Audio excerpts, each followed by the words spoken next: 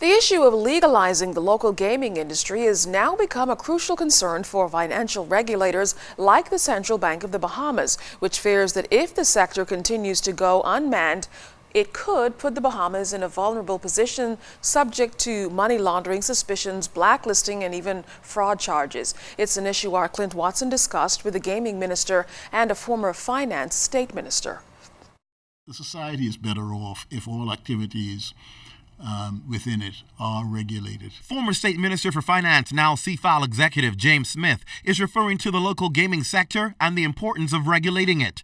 The sector has grown to much more than just a gaming forum, but in some cases, it has extended lines of credit, mortgage, and other loan services. But with this kind of unregulated financial exchange taking place, it could signal big problems for the regulatory agencies that must report to international bodies monitoring our jurisdiction and financial sector. It's expected of us, of the Bahamas, as a part of the international community to regulate our financial services sector and everything that takes place in it. And we have up to now been introducing new laws, regulations, and best practices for the entire sector. And if we have an informal sector that is unregulated, sooner or later I think attention will be brought to bear on us. Smith says it's not the gambling itself he's referring to, but the proceeds from the gaming that create an alternative financial market. Minister responsible for gaming, Obi Wilscombe, is of the view that there's been enough talk. Now it's time to regulate. He agrees that you cannot legislate morality, but accepts that the church has a role to play.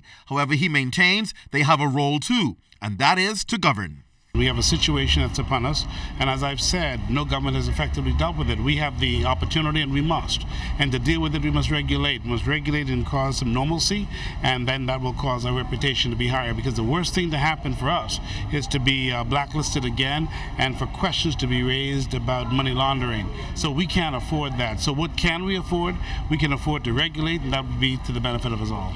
But make no mistake, the minister accepts that it's okay for church and state to agree to disagree. The church knows that we hold it dearly. It knows that we respect it. It knows that we understand the growth of our country, the development of our country, and that is why the job that they do must always ensure that people move away from gaming.